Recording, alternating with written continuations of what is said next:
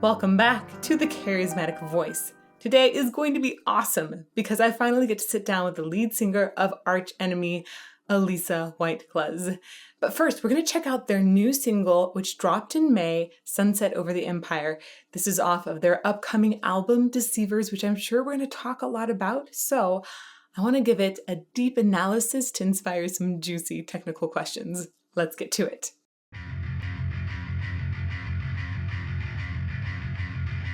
Welcome to the apocalypse, the end of days.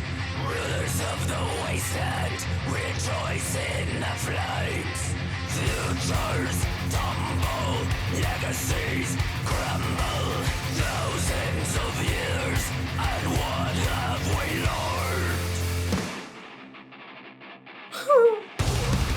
learned? Oh, wow. I love that her diction is so clear within her harsh vocals.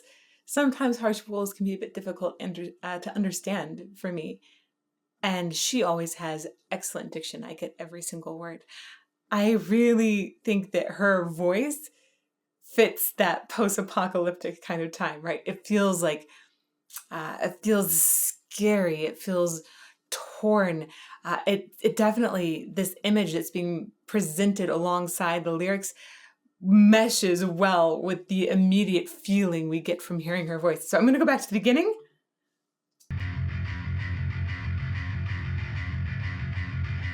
Welcome to the apocalypse, the end of days. Rulers of the wasteland rejoice in the flames. Futures tumble, legacies crumble. Thousands of years, and what have we learned? Huh. Also, I'm listening to how they've produced her vocal in this. It's very clean and it's very crisp, and in the center, it's just nicely produced. And at the same time, it feels like there's a nice verb that matches that.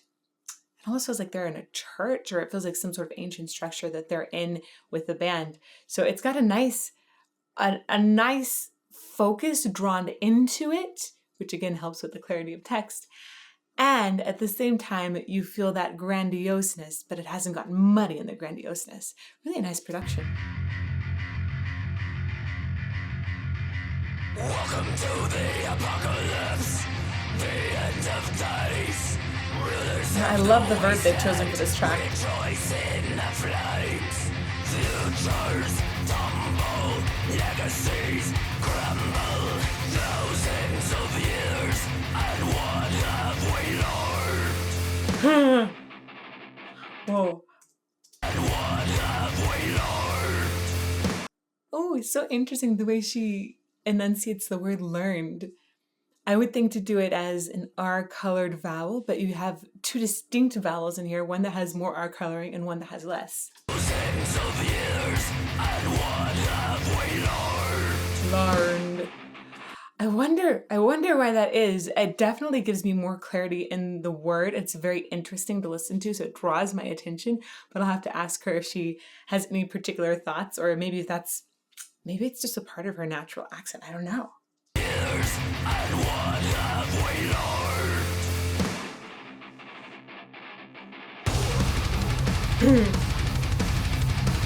That's intense.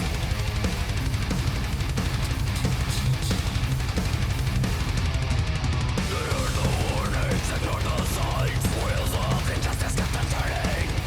Unaccountable for their crimes. On the streets, anger burning. Black clouds rumble. Dark days ahead. As the chorus transfer only one. Whoa. I gotta say, she has some of the most stunning outfits, and I love it. I feel like she's at once a superhero and a supervillain. She's got multiple outfits she can draw from, and it really works with this entire image that is post-apocalyptic, that feels like it's in the future, and maybe she's a hero in that future, or a villain. I don't know which one. But wow, just stunning style. And then, of course, The hair is amazing. Getting those French braids, and then the blue is a stunning color, really matches. I wonder how often she dyes her hair. She's got to do a lot of different dyeing of it because I've seen it in lots of different colors too. That's really fun. And when did she start doing that? Oh man, I've already got so many questions that I'm eager to ask. Ooh, okay. Anyhow, we're gonna go back a little bit. Love the production of the video this time. Really fantastic. I love the way it's flipping between those different outfits for her and comparing them. And I love the distortion of the visuals on the side.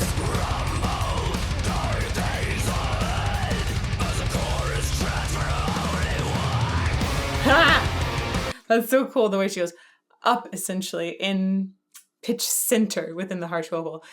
Harsh vocals don't have a true single pitch. They are made in a different area of the larynx that doesn't oscillate or like go wacka wacka wacka at such a steady rate that it can create a single tone.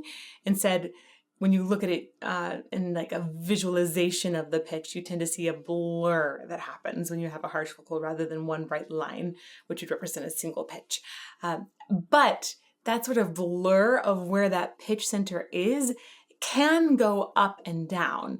So if you have this sound, it goes like, and she goes up, probably using a different shape, and maybe combine that even with breath pressure. I will definitely ask her about how she thinks about shifting that pitch center up. But let's listen to it one more time.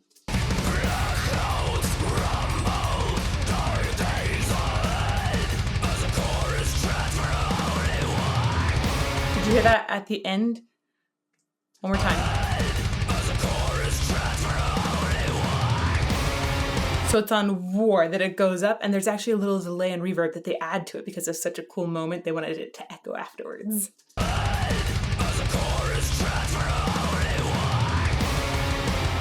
Neat.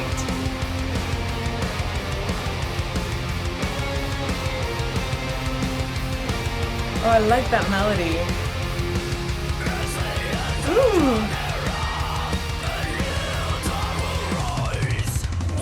Oh, interesting.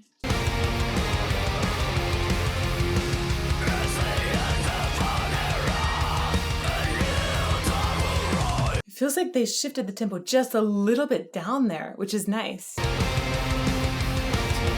1, 2, 3, 4, 1, 2, 3, 4, 1, 2, 3, 4. Like it has just a little hesitance. That's cool. It's very dynamic.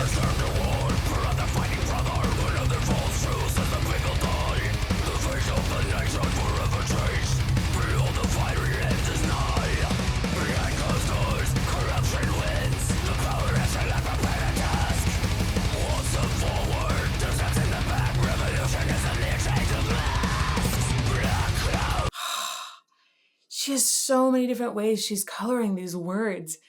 This is part of what makes it easy to follow her text, as she's giving it all kinds of different mouth shapes, essentially to create different resonance chambers inside of her mouth. It's amazing how many different things can move inside of your vocal tract. So like from your mouth back, you have things like, obviously your tongue is going to move a lot. Your lips are going to move a lot. You have your soft palate, which is this kind of squishy area. If you go back on the top of roof of your mouth, you'll probably gag if you go back too far, just FYI. But if you go back and you get to a squishy spot, that's the soft palate. That moves a bunch. And then there's like the back wall of your vocal tract back there. That can move a bunch. And then there's all of the stuff that's actually in your vocal tract. And some of those things make noises. So there's a ton of different things that can shift in there and cause that chamber to resonate in a different way. And she's using all kinds of shifts that probably minuscule ones she doesn't even think about, maybe some that she's conscious of, but she's using all of this to create different colors and to express these lyrics more. I'm gonna go back a little bit for that.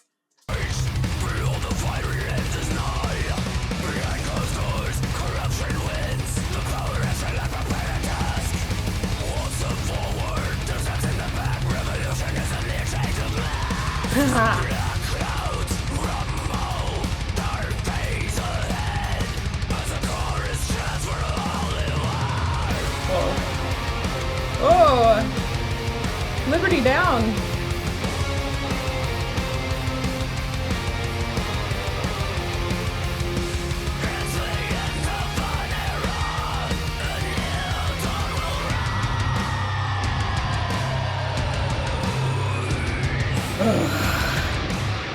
That was a very satisfying slide. I love the way that that was used as transition material as well to make it feel like it's dropping into this heavy instrumental section. I'm guessing just instruments. I don't know. They might have a vocal line in it too.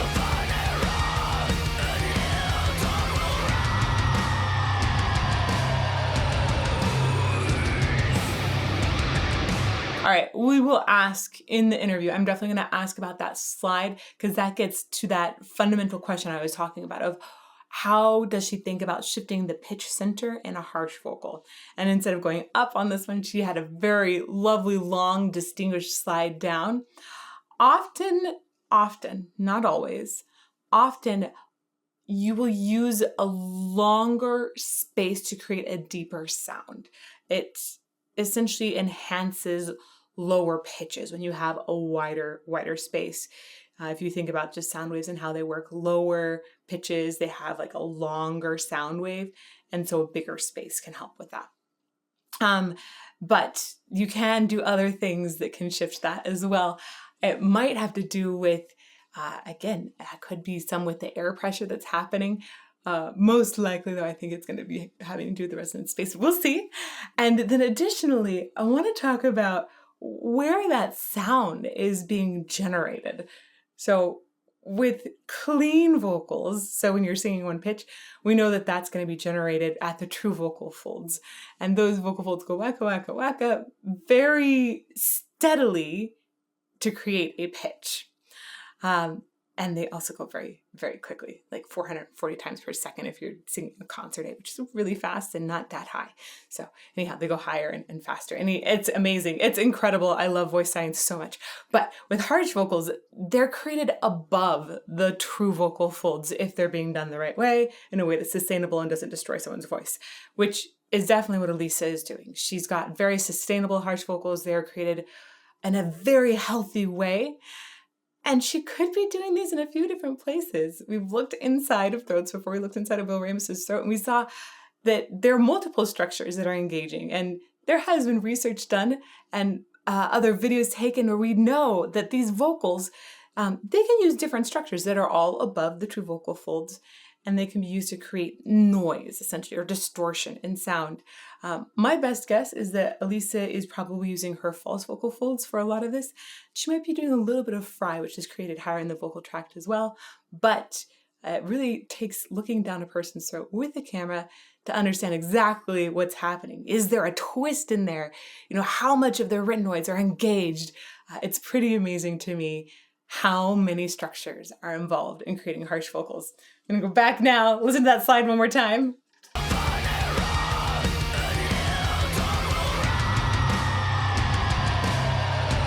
Oh, I love the way that that's backed up with a guitar too. I have never heard that before. Mech! Battle mech!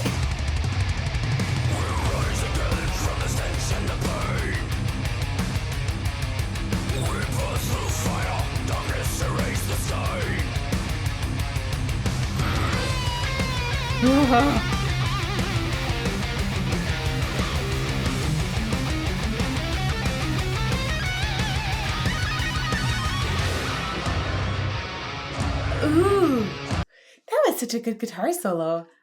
One more time.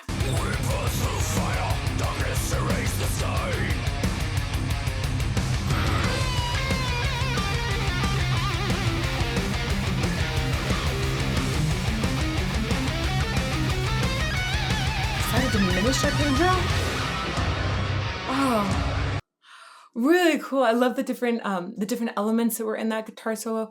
Obviously, like you had that melodic element, and then it went into arpeggiation, and then just like mad notes going, and like wiggles. Essentially, it had a lot of. I felt like some planned elements, but some chaotic elements. I like that it wasn't. It didn't follow like a lovely, pretty major kind of melody. It really felt like it was pulling in different elements to make something that felt wild and dangerous. One more time.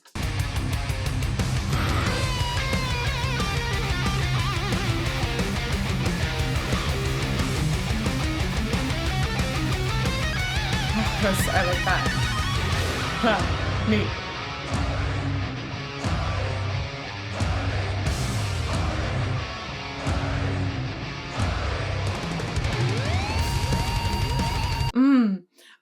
Great spatialization in those backup vocals too, the way that they're enhanced with the lower drums as well. And they've been put all around, it feels like the back of the space. So when you want something to really draw attention, usually within the production, you bring it to center, forward, and then to create more of an atmosphere, you'll bring it around and give you a feeling of surround sound. By the way, get ye some good headphones, or you can have some like good monitors on the sides too, right? Just, it's important when you're gonna really, really love and enjoy music, it's important that you get some clarity of the sound and you can enjoy how things have been placed within that sort of sound world. Back one more time. Okay.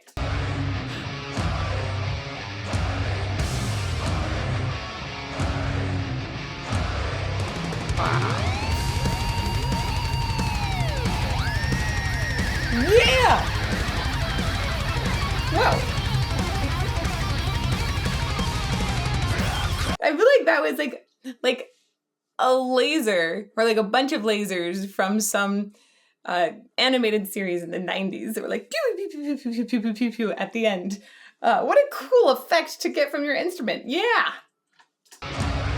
Ugh.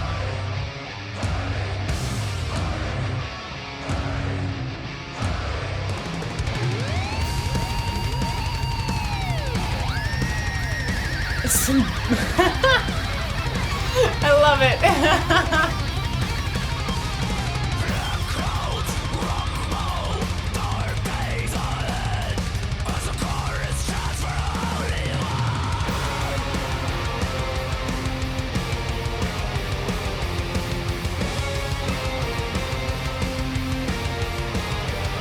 Nice melody there.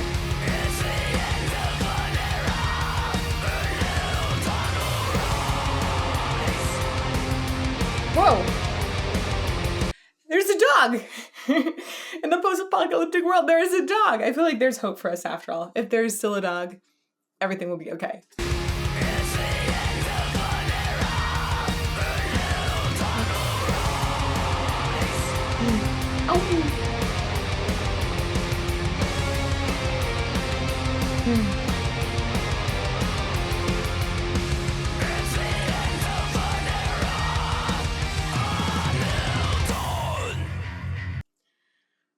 I really feel like the lyrics of this are speaking to the times quite well, right? We've gone through this pandemic in the world. Everything has shifted over the last few years. And this line keeps coming up. It's the end of an era, a new dawn will rise.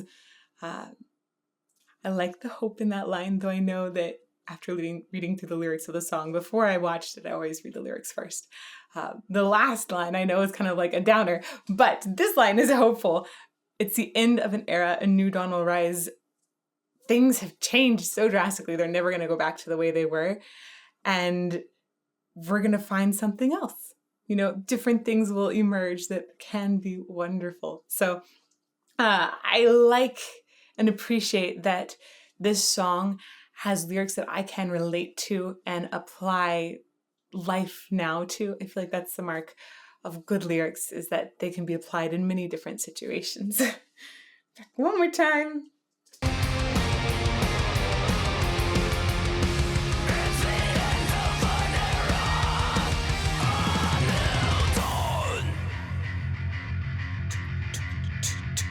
What a good riff. As the sun sets on the empire, is there a future to be found? Hopes and dreams, no ashes on the ground. Ooh, the rumble. The echoing rumble. Oh, that's so good.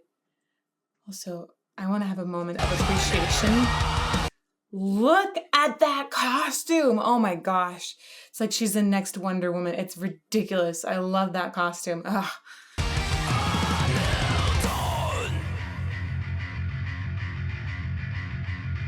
As the sun sets on the empire, is there a future to be found? Hopes and dreams, no ashes on the ground. Yeah, it's a downer at the end. Oh, but that rumble, I love the way they let it echo. Oh, cool. Wow.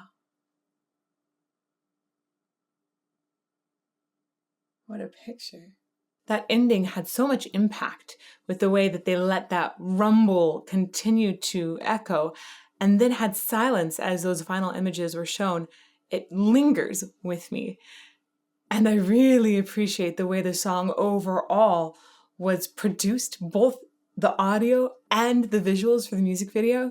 And I feel that it matches that incredible detail that Alissa has in her vocals. I'm really excited to get to talk to her about that, talk to her about how she thinks of her vocals, how she has trained herself to sing in a really, really healthy way, something that sounds like it should be super destructive. It's going to be an awesome conversation. And if you want to catch us in that interview, you can follow the link over here. I hope to see you soon.